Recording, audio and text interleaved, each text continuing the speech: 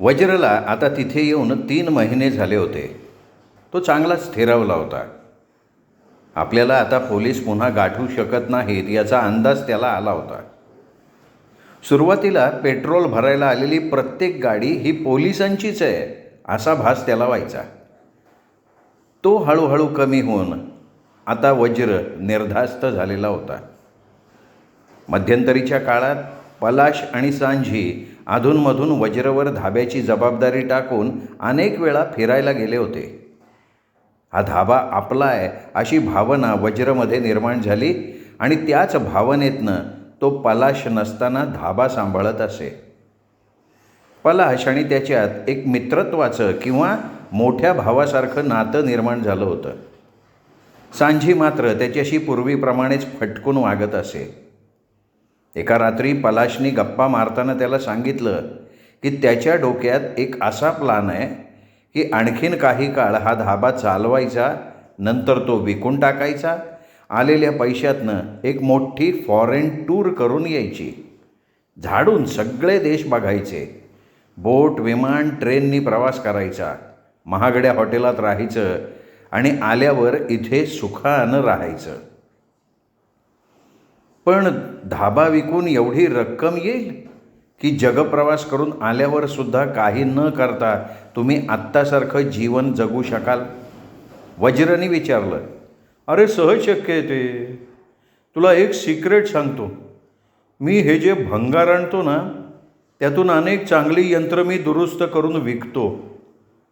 तुला आठवतं आहे का, तुझ्याकडून एक माती भुसभुशीत करायचं यंत्र मी नीट करून घेतलं होतं. ते केवढ्याला विकलं असेल माहिती आहे मी? 22,000 रुपये रोख. अरे या धंद्यात असा रोख नफा फार असतो. फक्त पुरेसा पेशन्स आणि दुरुस्त करायची कला असावी लागते. मूडमध्ये येऊन पलाश सांगत होता. पण सांझी मॅडमना तुमच्या डोक्यातला हा प्लॅन माहिती आहे का? तिला मी हा सुखद धक्का देणार आहे बरं का. आज रात्रपाळी करायची जबाबदारी सांझीची होती. ती एखाद्या पुरुषाप्रमाणे रात्री येणाऱ्या ट्रकमध्ये डिझेल भरायचं काम करत असे. वज्र आल्यावर तिने रात्रपाळी करू नये असं पलाश तिला म्हणाला होता, पण ती काही तयार झाली नाही.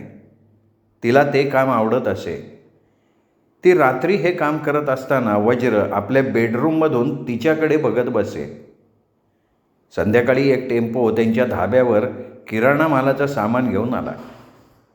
ड्रायव्हर आणि त्याच्या मदतनीसानं ते भराभरा उतरवलं आणि रेस्टॉरंटच्या भटारखान्यात सराईतपणे नेऊन ठेवलं. ड्रायव्हर पलाश समोर जाऊन उभा राहिला. पलाश हातातले पैसे मोजत होता. त्याने त्यातले पैसे ड्रायव्हरला दिले आणि बाकीचे पैसे तो नीट लावून ठेवत होता. तेवढ्यात वज्र तिथे आला. आपल्या हातातल्या नोटांची थप्पी सांभाळता सांभाळता त्यातल्या काही नोटा वज्रच्या हातात देऊन पलाश म्हणाला, तुझ्यामुळे वाढलेल्या रेस्टॉरंटच्या धंद्यातला आणि भंगारातली मशीन चालू करायला तू करत असलेल्या मदतीला हे माझं कमिशन म्हणून काही पैसे. अहो मी वेगळं असं काय केलं आहे? माझ्या कामाचाच हा भाग होता ना. नाही, पलाश म्हणाला पण ठामपणे. ठीक आहे, पण एवढे पैसे ठेवायचे तर मला एखाद्या बँकेत खातं उघडून द्या ना. बँक? अरे आयुष्यात मी कधी कुठल्या बँकेत खातं उघडलेलं नाही आहे. मी फक्त रोखीतच खेळतो आणि रोकडीलाच मी मानतो. माझ्या घरात एक तिजोरी आहे, या देशातली सर्वोत्तम भक्कम तिजोरी, अभेद्य सेफ कॉर्पोरेशनची तिजोरी. त्यातच सगळी रक्कम मी ठेवतो. तुला मी देत असलेली रक्कम कुठे ठेवायची हा प्रश्न असेल तर माझ्याच तिजोरीत तुझी सगळी रक्कम एका वेगळ्या कप्प्यात ठेवतो किंवा सगळी रक्कम एकत्र ठेवतो. एक चिठ्ठी मी त्यात टाकून देईन आणि तुझ्या नावाने किती आहेत ते लिहून ठेवीन. तुमच्याकडे अभेद्यची तिजोरी आहे? हो, बँकेपेक्षा माझा जास्त विश्वास या तिजोरीवर आहे. काय झालं? अरे 5 वर्षांपूर्वी एक सेल्समन इथे आला होता. त्याचं बोलणं ऐकल्यावर मी लगेच ऑर्डर दिली. तू तर कुलूप किल्ल्या या पिढीजात व्यवसायात आहेस. तुझं काय मत आहे या अभेद्यच्या तिजोरीबद्दल? मनातल्या मनात वज्र हसला. जी तिजोरी मी 3 मिनिटात उघडू शकलो कपूरच्या घरी, ती अभेद्य. पण वरकरणी तो म्हणाला, म्हणजे काय, प्रश्नच नाही, देशातली 1 नंबरची भरवशाची तिजोरी आहे ती. चल तर मी तुला दिलेले पैसे घेऊन ये तुझ्या खोलीतून, ते सुद्धा मी त्या अभेद्याच्या तिजोरीत ठेवतो आणि तुला पावती देतो त्याची. म्हणजे माझ्या तिजोरीत असलेल्या एकूण रकमेतले अमुक 1 रुपये तुझे. वज्र त्याच्या खोलीत गेला आणि आपल्या गादीखाली ठेवलेले पैसे घेऊन आला. ते त्याच्या ताब्यात दिले. हे बघ, तुला लागतील तेव्हा लागतील तेवढे मागून घे माझ्याकडून. पलाशने त्याला बजावलं. आणखी एक अर्ध्या तासात एक मोठी 30 सीटर बस येते, म्हणजे दर महिन्यातून एकदा ती येते 7च्या तारखेला. तुला आठवत असेल ना, मागच्या महिन्यात पण 8च्याच तारखेला ती बस आली होती. तू जरा किचनमध्ये जाऊन सांझीला मदत करशील का? कारण सगळे जेवायला थांबणार आहे. मी बाहेरचं बघतो सगळं. पलाश म्हणाला. वज्रनी किचनमध्ये प्रवेश केला. खरं तर अडचणीत, समस्येत प्रवेश केला त्याने. सांझी काहीतरी काम करत होती. वज्र आत येताच तिने त्याच्याकडे मान वळवून बघितलं आणि मागील 3 महिन्यात जे घडलं नाही ते घडलं. ती वज्रकडे बघून चक्क हसली. तुम्हाला काही मदत करू का मी? बस येणार आहे ना? तू माझी बरीच काही मदत करू शकतोस मिस्टर शीर्ष सहानी. तिने वज्रच्या खोट्या नावाचा असा काही वेगळ्या टोनमध्ये उच्चार केला की जणू काही तिला त्याचं खरं नाव माहिती होतं. हे बघ, तू हा किराणा माल आत घेऊन जा आणि नीट लावून ठेव, सांजी म्हणाली. वज्र एक एक करत सामान आत नेऊन ठेवत असताना त्याला ते दिसलं आणि त्याच्या काळजाचा ठोकाच चुकला. बराचसा किराणा माल प्लॅस्टिक पिशव्यात होता, पण काही वर्तमानपत्राच्या कागदी पिशव्यात होता आणि त्यातल्या एका पिशवीवर वर्तमानपत्रात छापून आलेली बातमी ठळकपणे वज्रच्या फोटोसहित छापून आलेली होती. त्यावर मथळा होता, नागपूरच्या कारागृहातून पळून गेलेला तिजोरी फोड्या अद्याप फरारच. वज्रच्या फोटोवर सांझीने पेन्सिलने मिशा रंगवल्या होत्या आणि थेट त्याला आव्हान दिलं होतं की तू कोण आहेस हे मी ओळखलंय. वज्रच्या मनात विचारांचं काहूर माजलं. तिने हे पलाशला सांगितलं असेल का? तिचा फक्त एक फोन पोलिसांना जाणं पुरेसं होतं. वज्रचं थाटामाटात स्वागत करायला नागपूर कारागृह आतुर झालं असतं. आता इथून पळून जायचं म्हटलं तरी ते अशक्य होतं. तिने पलाश घोषला लगेच सांगून टाकलं असतं, पुरावा दाखवला असता. या धाब्यावर डिझेल किंवा पेट्रोल भरायला येणाऱ्या वाहनात बसून जायचं तरी त्या दोघांपैकी कोणीतरी बघणारच होतं.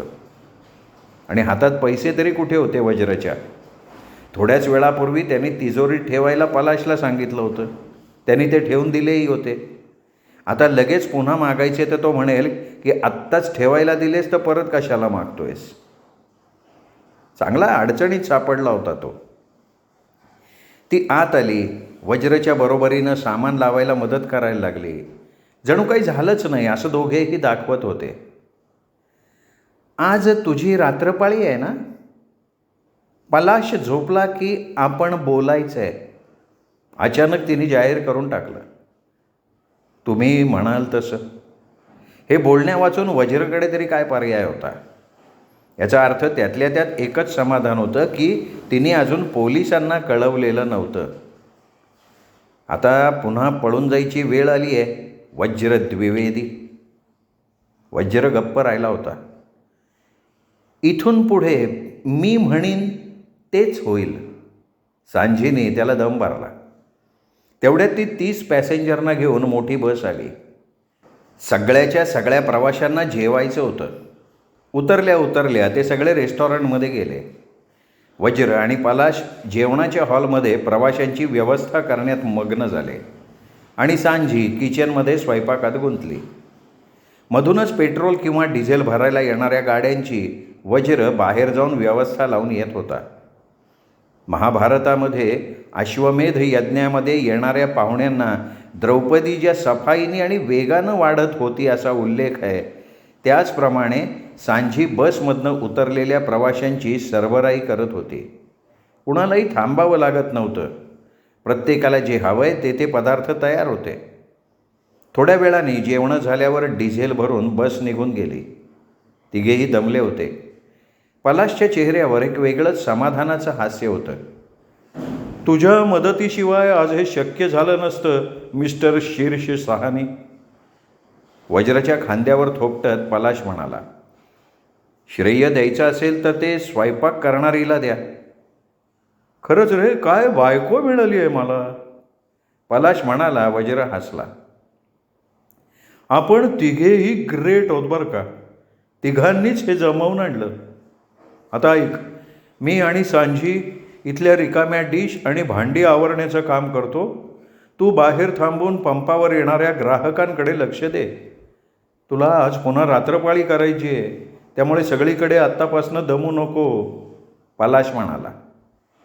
अन्य परिस्थिती असती तर पलाशच्या बरोबरीनं सांजीला मदत करायला वज्राला आवडलं असतं. त्यानिमित्ताने त्याला तिचा सहवास मिळाला असता. पण आता वज्र वेगळा विचार करत होता. परिस्थिती त्याच्या अंगाशी आली होती. आता त्याला जरा एकांतात विचार करायला वेळ हवा होता. पलाश आत गेल्यानंतर वज्रनं बाहेर बसून एक सिगरेट शिलगावली. एखाद दुसरा झुरका मारला. तेव्हा त्याला आपल्याकडे कोणीतरी बघतंय याची जाणीव झाली. त्याने मान वळवून पाहिलं तर व्हरांड्यात सांजी आली होती. आपल्या थंड नजरेनं ती त्याच्याकडे बघत होती. खिडकीमध्ये पलाश उभा होता. त्याच्या हातात रिकाम्या डिशेस होत्या. त्याच्या चेहऱ्यावर काळजी दिसत होती. सांजी त्याच्याशी बोलत होती ते वज्रच्या कानावर पडत होतं. हा इथे बसून काय करतोय? बिड्या फुकत बसलाय बाहेर आणि तू काम करतोयस इथे? मालक आहेस ना रे तू? सांजी पलाशच्या अंगावर खेकसत होती. हे बघ हनी, त्याला आज रात्रपाळी आहे. मीच त्याला थोडा आराम करायला सांगितलं आहे. तू त्याला काय सांगितलं आहेस आणि काय सांगितलं नाहीस याच्याशी मला काहीही देणं घेणं नाही आहे.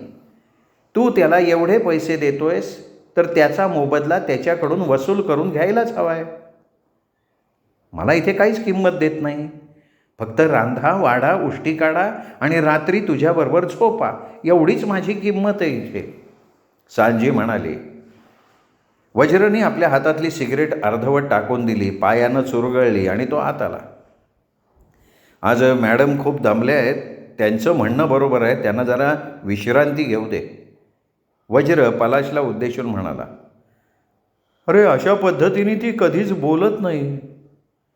तू येण्यापूर्वी आम्ही दोघेच अशाच पद्धतीनं हा धाबा हाताळत होतो, तेव्हा कधीही हिने तक्रार नाही केली. आजच हिला काय झालंय कळत नाही मला. वज्रला बरोबर कळत होतं. तिला आज रात्री त्याच्याशी बोलायचं होतं. रात्री जागण्यासाठी तिला आत्ता विश्रांती हवी होती, कारण आज पलाशची दिवसपाळी असल्यामुळे तो रात्री झोपणार होता. पण वज्र हे पलाशला सांगू शकत नव्हता. तो एवढंच म्हणाला, आपण दोघांनीच इथल्या डिश आवरायचं काम करूयात का? मॅडमना घेऊ देत ना विश्रांती. तू खरोखर देव माणूस आहेस शीर्ष. तुझ्या जागी दुसरा एखादा असता तर सांजी ज्या पद्धतीनं तुझ्याशी वागली ते बघून कधीच निघून गेला असता. तू जरी तुझी रात्रपाळी असून सुद्धा आत्ता मला मदत करायला तयार झालायस आणि तिला विश्रांती द्यायचं म्हणतोयस, तरीसुद्धा मला हे पटलेलं नाही.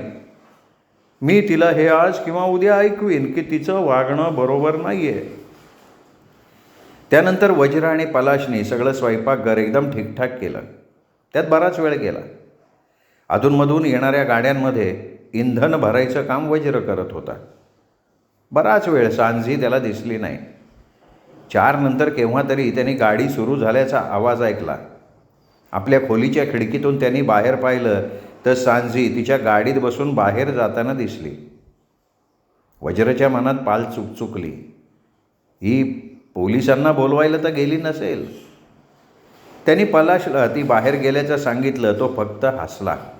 अरे माझ्याशी भांडण होतं ना तेव्हा ती अशीच निघून जाते, गाडी घेऊन बाहेर जाते ती. तू तिच्याकडे फार लक्ष नको देऊ. जवानी का जोश म्हणतात तशी येते. माझी आधीची बायको अशी नव्हती. आम्ही दोघं एकाच शाळेत होतो, एकत्रच वाढलो. आम्ही वयाने सुद्धा सारखेच होतो. मग ही बाया वेगळीच आहे. ती काम करत नाही असं नाही, खूप काम करते ती, पण भयंकर अहंकारी आहे. दुसऱ्यावर वर्चस्व ठेवायला तिला आवडतं. माझी आधीची बायको असती ना तर ती तुझ्याशी या पद्धतीनं कधीच बोलली नसती आणि भांडणं झाली तरी अशी निघूनही गेली नसती. पलाश आज बरंच मोकळेपणाने बोलत होता. वज्र फक्त ऐकायचं काम करत होता. पलाश पुढे सांगायला लागला, माझं मलाच आश्चर्य वाटतं की ही मुळात आली कुठून. म्हणजे त्या दिवशी त्या बसमधनं ती आली, पण कुठल्या गावाहून ती आली, तिचा आगापिछा काय आहे हे मला कधीच कळलं नाही आणि तिनेही मला सांगितलं नाही. तू आलास तेव्हा मी असा प्लॅन केला होता की तुझ्यावर इथला कारभार सोपवून आम्ही दोघे थोडं मोकळं होऊ. मग आम्ही एखाद्या सिनेमाला जाऊ, बाहेर फिरायला जाऊ, ट्रीपला जाऊ. पण तिने यातलं काहीच करू दिलं नाही मला. मी जेव्हा तिला हे सुचवायचो तेव्हा ती डोकं दुखत आहे किंवा बरं नाही आहे असं सांगून टाळत राहिली. कधीकधी मला आश्चर्य वाटतं. पलाशने आपलं वाक्य अर्धवट सोडलं. कदाचित पलाशला असा संशय असावा की तिचा कोणीतरी मित्र किंवा यार असावा आणि त्याला ती अचानक भेटायला जात असावी, असा विचार वज्रच्या मनात आला. ती वेळेवर येणार नाही हे गृहीत धरून वज्र आणि पलाशनं दुसऱ्या दिवसासाठी जेवणा खाण्यासाठी लागायची तयारी करून ठेवली. दिवसभरात केव्हा तरी सांजी गाडी घेऊन आली आणि आपल्या बेडरूममध्ये जाऊन खोलीचं दार धाडकन लावून घेतलं. मी आत्ताच्या आत्ता जातो, तिच्याशी बोलतो, पलाश म्हणाला. नाही, घाई करू नका, थोडा कालावधी जाऊ दे, ठीक होईल ती. ठीक आहे, तू म्हणतोस तर तसं करून बघतो, पलाश म्हणाला आणि झोपायला गेला. वज्र बाहेर आला आणि रेस्टॉरंटच्या व्हरांड्यातल्या एका खुर्चीत बसला. त्याला शारीरिक आणि मानसिक थकवा आला होता. त्याने एक सिगरेट शिलगावली. त्याला माहिती होतं की ती लगेच आत्ता बाहेर येणार नाही. पलाश झोपेपर्यंत ती वाट पाहिल आणि मगच ती येईल. ती आता नेमका काय विचार करत असेल याचा विचार वज्र करत राहिला. त्याच्या हातात पैसे असते तर आत्ता त्याला इथून निघून जायची छान संधी होती.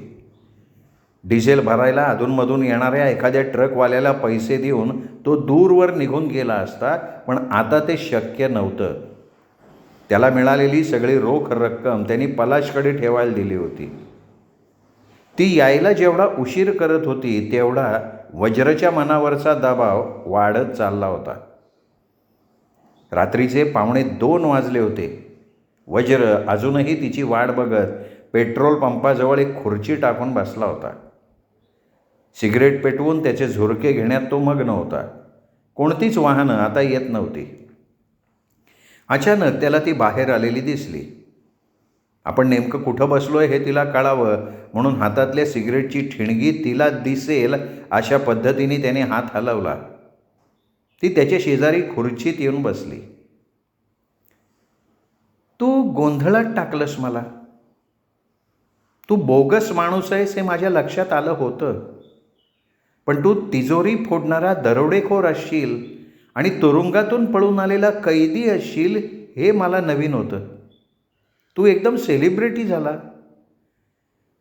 जोपर्यंत मी इथे माझी नोकरी करतोय आणि तुझ्या नवऱ्यासाठी पैसे मिळवून देतोय तोपर्यंत मी कोण आहे याच्याशी तुला काय करायचं आहे? पोलिसांना तुझ्याबद्दल सांगितलं नाही तर मी अडचणीत येईन का याचा मला विचार करायला लागेल ना. तू सांगणार आहेस त्यांना?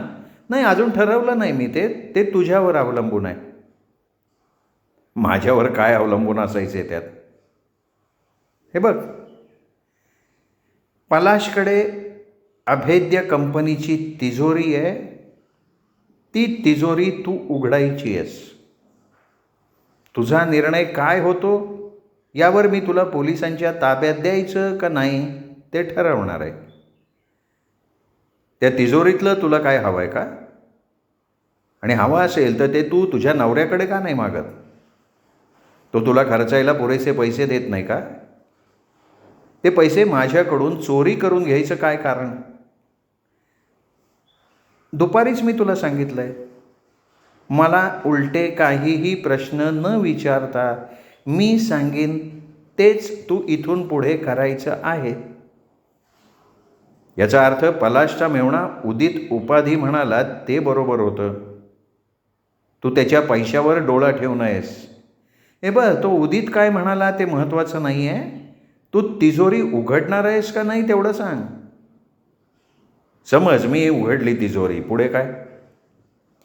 मी तुला त्यातले 25,000 रुपये देईन आणि इथून पळून जायला 24 तासांची मुदत तुला मिळेल असं मी पाहीन. वज्र पटापटा विचार करायला लागला. तिने त्याच्यापुढे चांगला सापळा टाकला होता. पलाशला आपली तिजोरी पूर्णपणे रिकामी झालेली दिसेल आणि वज्र तिथून निघून गेल्याचं त्याच्या लक्षात येईल. या दोन्हीचा अर्थ तो असाच काढणार की वज्र पैसे घेऊन पळून गेला. प्रत्यक्षात तिला काही लाख रुपये मिळाले असतील आणि वज्रला त्यातले फक्त 25,000. पोलिसांना वज्राचं वर्णन दिलं जाईल. ते असंच समजणार की तिजोरीतले सगळेच पैसे वज्रने घेतलेत. तिच्यावर कुणाला काहीही संशयच येणार नाही. तिला फक्त तिजोरीतले पैसे कुठेतरी लपवून ठेवावे लागतील इतकंच. वज्रला पोलिसांनी पकडल्यानंतर वज्रनी त्यांना कितीही सांगण्याचा प्रयत्न केला की तिने त्याला तिजोरी फोडायला लावली तरी त्याच्यावर पोलीस विश्वास ठेवणार नाहीत. काही काळाने सगळं काही शांत झाल्यावर ती लपवलेले पैसे बाहेर काढेल आणि इथून परागंदा होईल. काडी काडी करून तुझा नवरा जे पैसे साठवतोय आणि ते त्यांनी त्या तिजोरीत ठेवलेत ते कशासाठी माहिती आहे तुला? तो तुला जगातल्या सगळ्या देशात फिरवून आणणार आहे. उत्तम उत्तम हॉटेलमध्ये तुला तो नेणार आहे आणि त्याच्याशी तू अशी प्रतारणा करणार आहेस. अरे तो माझा मूर्ख नवरा, त्याच्याबरोबर मी वर्ल्ड टूरला जाऊ? त्याच्याबरोबर तर मला बाजूच्या गावात जायची इच्छा होत नाही. तू फालतू बोलू नको रे. तू तिजोरी उघडणार आहेस का नाही तेवढं सांग. अभेद्य कंपनीची तिजोरी उघडणं म्हणजे एखाद्या घराचं कुलूप उघडण्यासारखं नाही आहे. कोड नंबर माहिती असल्याशिवाय ती कुणाला उघडता येत नाही, हे लक्षात घे. वज्र तिला म्हणाला. त्याला काही करून वेळ काढायचा होता. पलाशबद्दल त्याच्या मनात निश्चितच आदर होता. त्याची तिजोरी लुटणं हे मानसिकदृष्ट्या वज्रला अवघड जाणार होतं. पण ते केलं नसतं तर या बाईने त्याला पुन्हा तुरुंगात घालवलं असतं आणि ती कल्पना त्याला सहन होऊ शकत नव्हती. यातून काहीतरी मार्ग काढायला हवा होता. काहीतरी मार्ग असणारच होता. वज्रला फक्त वेळ हवा होता. ती तिजोरी कुठे आहे? त्याने विचारलं. बंगल्यातल्या आतल्या खोलीत आहे.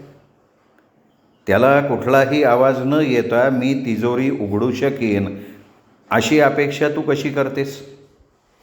हे बघ, शनिवारी तो एकटा मीटिंगसाठी बाहेर जाणार आहे, त्यावेळेला तू हे करशील आणि मी तिजोरी उघडत असताना तू तिथे काय करत असणं अपेक्षित आहे? माझ्याकडे बघत बसशील? त्यावेळेला माझी रात्रपाळी असेल. मी रेस्टॉरंटच्या भटारखान्यात काम करत असेन. मी कामात एवढी मग्न असेन की तू तिथून निघून गेल्याचं मला लक्षात सुद्धा आलं नाही असं मी भासवीन. पलाश येईपर्यंत तू तिथे नसल्याचं माझ्या लक्षातही आलं नाही असं भासवीन ना मी. तिचा कसा बंदोबस्त करायचा याचा वज्रनं विचार करून ठेवला. फार तर पुन्हा इथून पळून जायला लागेल, इथली नोकरी गमवावी लागेल, पण पलाशशी प्रतारणा तर करायला लागणार नाही. सर जातात कधी आणि येतात कधी? 7ला निघेल आणि 2 वाजता परत येईल. वज्र मनात विचार करत होता. आपण तिजोरी उघडायची. जेव्हा सांझी पैसे घ्यायला तिजोरी जवळ येईल तेव्हा आपण लावलेल्या सापळ्यावरून ती चालेल आणि अडकेल. त्यातून ती स्वतःची सोडवणूक करून घेईपर्यंत आपण बरंचसं अंतर कापलेलं असेल. तिला तिथून फोन करता येणार नाही किंवा सायरन वाजवता येणार नाही याची व्यवस्था आपण आधीच करून ठेवायची. पलाश येईल तेव्हा त्याला ती सापडेलच. दूर निघून गेल्यावर आपण पलाशला काय घडलं ते सगळं कळवायचं आणि त्याचे सगळे पैसे परत करून टाकायचे. एकूण 1 रुपया परत करायचा. तेव्हा त्याला जाणीव होईल की मी त्याच्याशी एकनिष्ठ होतो आणि आपण किती नीच स्त्रीबरोबर लग्न केलं आहे. तर मग शनिवारचा कार्यक्रम नक्की, ती म्हणाली आणि वज्र काय म्हणेल याचा विचार न करता तिथून उठून निघून गेली. टेबलावर आता पत्ते उपडे करून ठेवले गेले होते. कोण कसा डाव टाकतो त्याची जीत होणार होती. वज्रला विश्वास होता तिच्याकडे 4ही राजे असणार आणि आपल्याकडे 4 एक्के. श्रोते हो, अभय बापट लिखित तिजोरी या कादंबरीचा हा आजचा भाग इथे संपला. पुढचा भाग ऐकण्यासाठी उद्या भेटूयात दीपक रेगे कथाकथन चॅनलवर. नमस्कार.